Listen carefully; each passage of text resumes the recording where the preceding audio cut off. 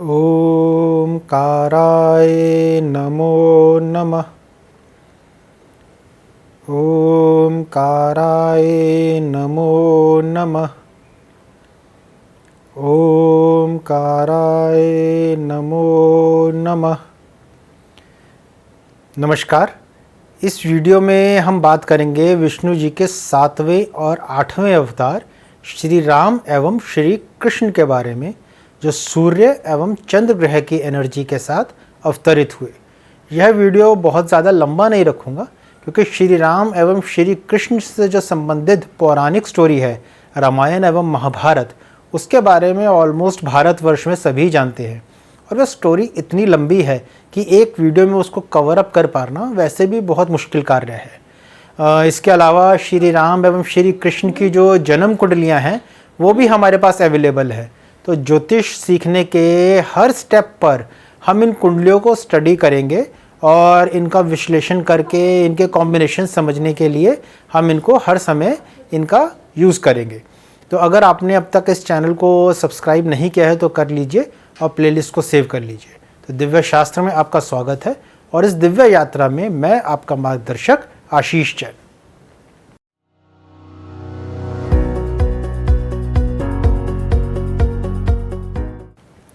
श्री राम चैत्र माह के शुक्ल पक्ष की 9वीं तिथि पर श्री राम प्रकटोत्सव मनाया जाता है। इस दिन को हम रामनवमी के नाम से भी जानते हैं। श्री राम सूर्य ग्रह की एनर्जी के साथ अवतरित हुए। राजा दशरथ के सबसे बड़े पुत्र इक्ष्वाकु वंशज एवं सूर्यवंशी श्री राम प्रतीक हैं सूर्य के। राम शब्द का अर्थ ही प्रकाश होता है, और अगर नवग्रह की बात करें तो स्वयं का प्रकाश सिर्फ सूर्य ग्रह ही है जो उत्सर्जित करते हैं। बाकी सब ग्रह उन्हीं के प्रकाश को ही रिफ्लेक्ट करते हैं। राजाओं की अगर हम बात करें तो राजा राम की ही बात होती है, और राम राज्य को ही सबसे जो है श्रेष्ठ राज्य, श्रेष्ठ राज एवं श्रेष्ठ राज्य माना जाता है। आज भी हमें अगर कहना हो कि राज कैसा होना चाहिए तो राम राज होना चाहिए। रामराज जो है अपने आप में एक संपूर्ण, एक राजा किस तरह से बेस्ट तरीके से अपने राज्य को संचालन कर सकता है, रामराज उस बात का प्रतीक होता है, जिसमें प्रजा एवं राजा, पशु एवं पक्षी सब सुख एवं शांति के साथ रहते हैं। तो अगर रामराज की बात करते हैं तो उसमें राजा राम थे। तो इसी प्रकार से जब हम नवग्रहों की बात करते हैं तो उस प्लैनेटरी कैबिनेट में जो राजा का रोल है वो सूर्य ग्रह का ही होता है।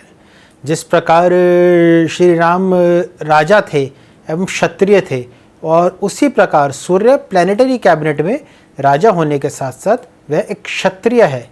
राजा राम सरल थे और सात्विक थे, तो इस प्रकार सूर्य भी एक सात्विक क्षत्रिय ग्रह है।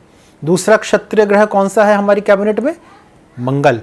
पर मंगल एक जो है सात्विक ग्रह नहीं है, वो तामसिक ग्रह है।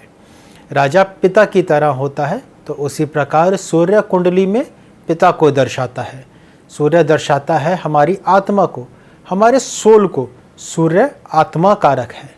सूर्य को एक क्रूर या यूँ कहे कि एक स्ट्रिक्ट ग्रह माना गया है।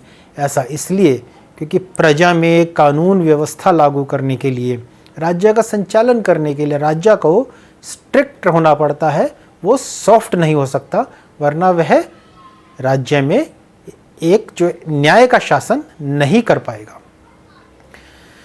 और इसी प्रकार जिस तरह सूर्य हमारी आत्मा का भी कारक है, तो सोल को, हमारी आत्मा को परमात्मा से जो मिलने का कार्य है, उसको शुद्ध करने का कार्य है जो है, वो सूर्य ग्रह को देखना होता है।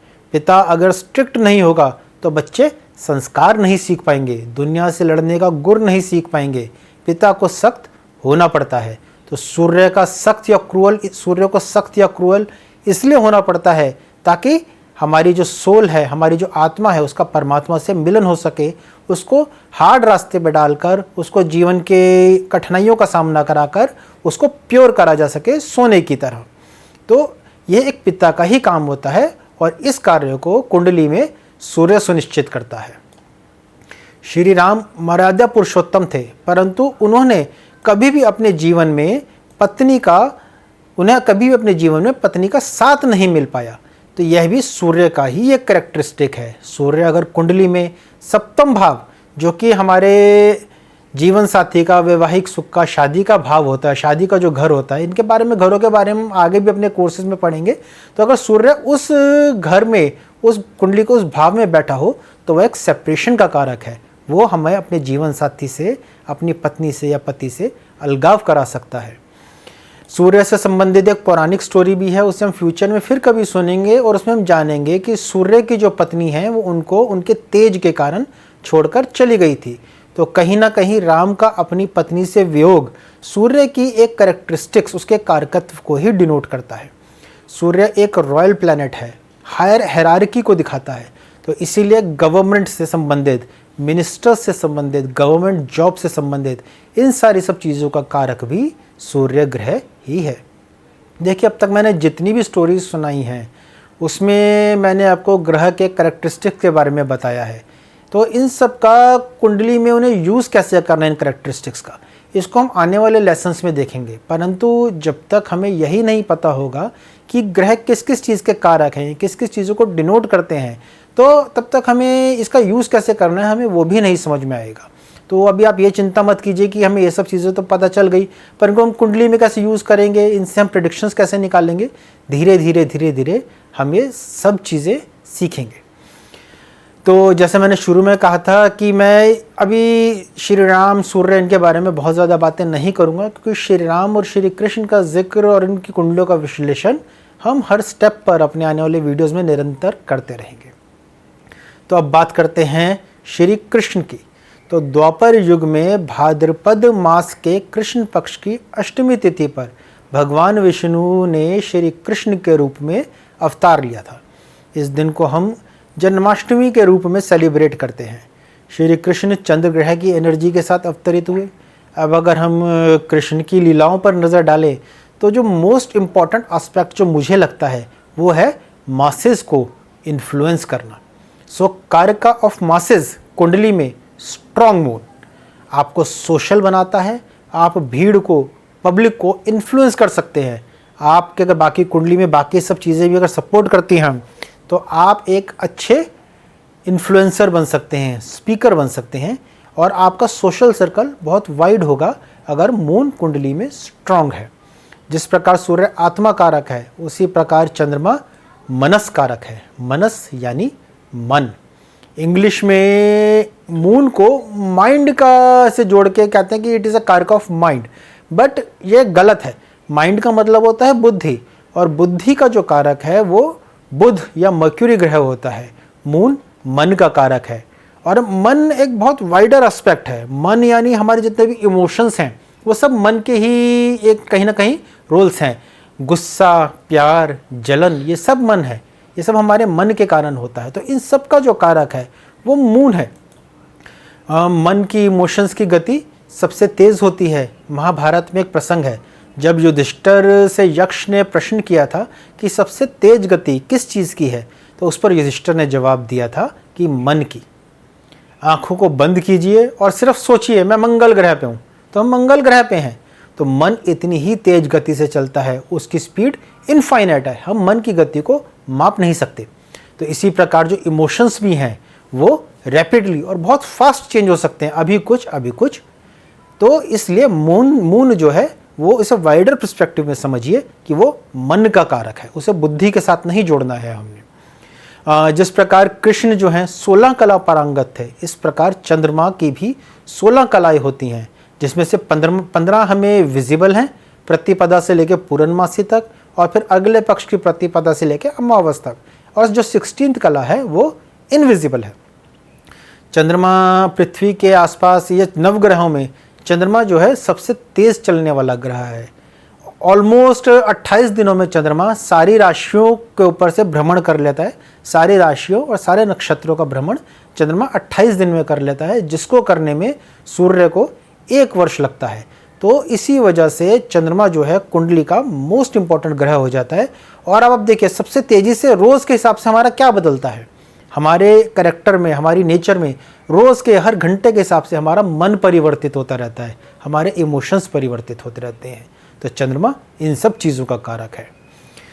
अब श्री कृष्ण की जो क्वालिटी है वो सिर्फ चंद्रमा तक ही सीमित नहीं है। एक्चुअल में तो श्री कृष्ण की क्वालिटी पे हम लोग बात नहीं कर सकते, इतनी महान उनकी जो क्वालिटीज़ थी उनको किसी एक ग्रह की एनर्जीज के साथ हम जोड़कर नहीं देख सकते हैं।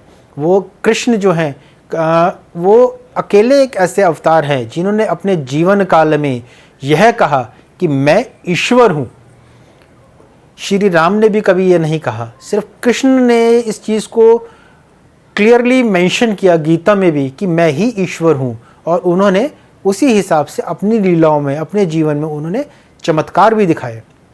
कृष्ण एक सखा है।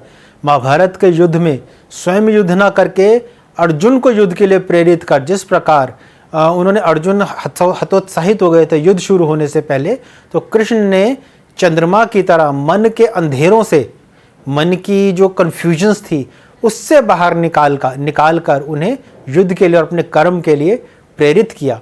तो इसी प्रकार एक स्ट्रॉन्ग चंद्रमा कुंडली में हमारे इमोशंस और मन को मजबूत करके हमें जीवन के संघर्ष में उसके फाइटिंग कैपेबिलिटीज़, हमें हमारे मुश्किल समय में हमें फाइटिंग कैपेबिलिटीज़ देता है। जिसकी कुंडली में मून स्ट्रॉन्ग होता है, that person has got a fighting spirit, और जिसकी में वीक होता है वो बहुत ज़्यादा इमोशंस के साथ, इमोशंस के अंदर फंस जाता है, उतनी प्रैक्टिकलिटी उसके अंदर लाइफ के लिए नहीं आ पाती है।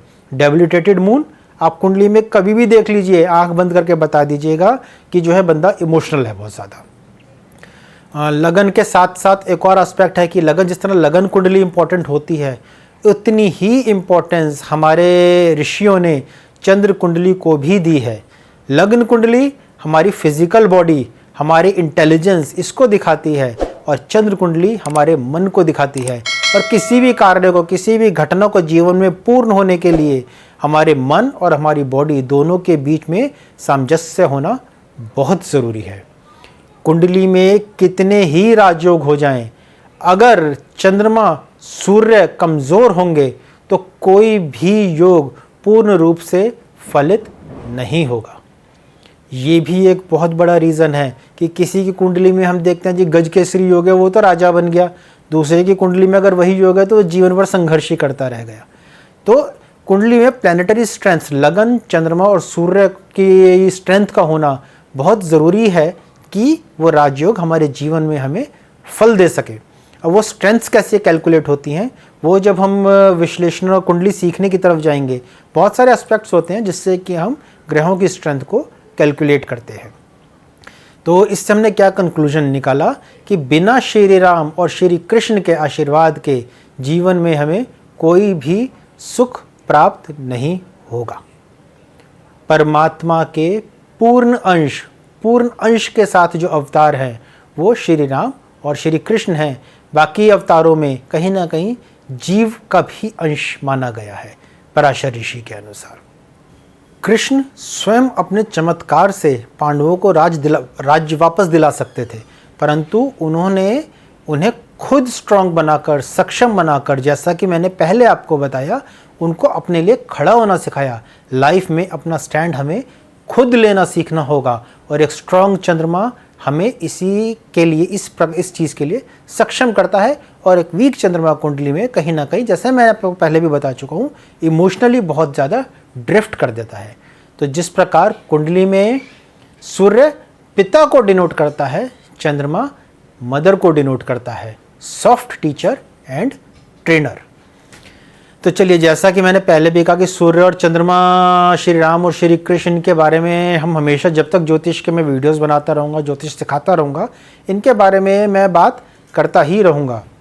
क्योंकि एक ही वीडियो में लग्न, सूर्य और चंद्रमा को समझना, इनके कारकत्वों को समझ पाना, इनका कुंडली में यूजेज को समझ पाना बहुत ही मुश्किल, लगभग असंभव कार्य है। और जब तक ज्योतिष की बात चलती रहेगी तब तक सूर्य, चंद्र और लगन, श्री राम और कृष्ण, इनकी बात चलती ही रहेगी। तो इसी के साथ मैं इस वीडियो को संक्षिप्त में समाप्त करता हूं, और अगला वीडियो हमारा दशावतार सीरीज़ का लास्ट वीडियो होगा। इसमें मैं बुध और कल्कि अवतार के बारे में चर्चा करूंगा, और इसके बाद फिर आगे मैं एक और जो नई प्लेलिस्ट बनाऊंगा उसके अंदर हम ज्योतिष को सीखना प्रारंभ करेंगे। तो अगर आपको ये वीडियो अच्छा लगा हो तो इसे लाइक करें, सब्सक्राइब करें और बेल आइकन दबाएं, ताकि आपको आने वाले वीडियोज़ के नोटिफिकेशन मिलते रहें। धन्यवाद।